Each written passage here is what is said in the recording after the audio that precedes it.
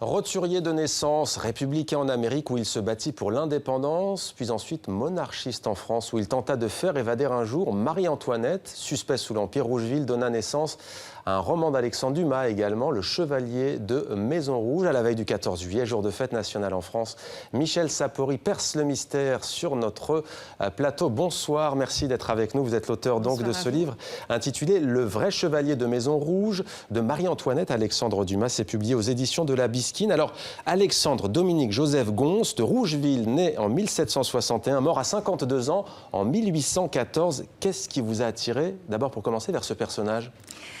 D'abord, c'est une des grandes figures de la contre-révolution. On connaît en France la contre-révolution, mais sous ses aspects idéologiques, abstraits. Des personnages, des biographies de la contre-révolution incarnées par un homme, il n'y en a pas. On en connaît très peu. Donc Rougeville, c'est ça. C'est un grand personnage de la contre-révolution. Ensuite, ce qui m'a intéressé, c'est Rougeville, c'est toute sa vie entière. Alexandre Dumas, lui, s'était arrêté à l'affaire de l'œillet. Et déjà, c'est beaucoup et c'est très intéressant. Mais quand vous étudiez Rougeville de sa naissance à sa mort, c'est toute une vie d'aventure. C'est une sorte de Barry Lyndon. C'est un homme qui mourra en 1814 pendant la campagne de France. On va y venir, mais d'abord peut-être dans quel milieu naît-il ? Il naît à Arras, dans le nord de la France ? Oui, il naît à Arras. Il est d'une des grandes familles qui ont fait l'histoire d'Arras. La grande place d'Arras, aujourd'hui, vous avez encore sa maison familiale. Il a également un château à Saint-Laurent-Blangy. Son père est un roturier, c'est un agriculteur. Sa mère est une famille de commerçants.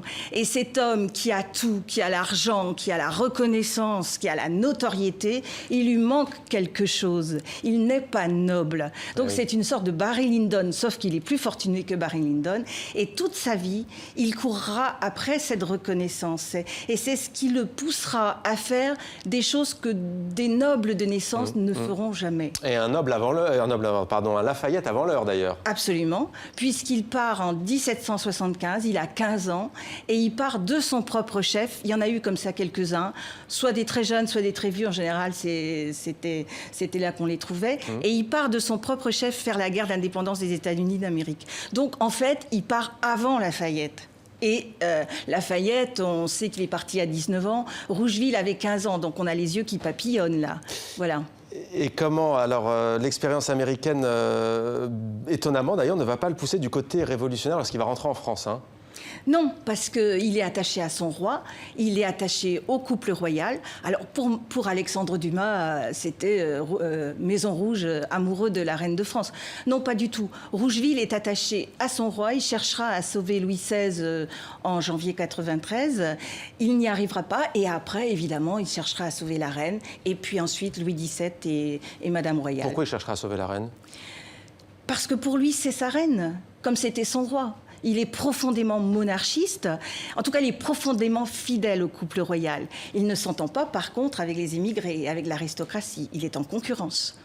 Quelle fin connaîtra-t-il ? Tragique, hein ? Tragique, oui, bien sûr, puisqu'il meurt pendant la campagne de France. Donc, quand on aborde l'histoire de Rougeville, personnage secondaire, on est quand même dans la grande histoire. On est dans l'âme de Marie-Antoinette, on est dans l'esprit de Fouché, qui le mettra 14 ans sous surveillance policière, on est dans les courriers de Napoléon. Donc, il va rester à Reims sous surveillance policière, prisonnier politique, en quelque sorte, pendant de longues années. Et au moment où c'est la campagne de France, elle se situe à Reims, à Soissons, dans toutes ces zones où Rougeville est mis en surveillance. Et pour lui, c'est l'occasion de voir son roi revenir. Donc, on n'avait pas à l'époque passé la guerre 39-45, c'est une collaboration, mais pour lui, non, pas dans son esprit. Pour lui, c'est Louis XVIII, c'est son roi qui revient. Et il a une postérité très romanesque ensuite qui a inspiré des grands auteurs. Oui, Alexandre Dumas, bien évidemment. Alexandre Dumas a écrit donc une pièce de théâtre en collaboration avec Auguste Maquet. Ils l'ont écrit en fait à quatre mains. Et ça a donné lieu en 1846 à une pièce de théâtre. Je vois que vous la passez là. Et ensuite, ils en ont fait un roman. Et après, il y a des déclinaisons du personnage de Rougeville. On a eu Claude Barma qui a fait un feuilleton télévisé en 1963. Mais il y a eu aussi, il y a eu des films, il y a eu des pièces de théâtre, il y a eu des romans. Enfin, Rougeville n'arrête pas de se décliner. Voilà. Et aussi à travers votre livre, bien entendu. Oui, Merci mais ça, c'est beaucoup, l'histoire Michel Sapori. Rougeville de Marie-Antoinette à Alexandre Dumas, le vrai chevalier de Maison Rouge. C'est aux éditions de La Bisquine. Merci beaucoup à vous. Je vous en prie.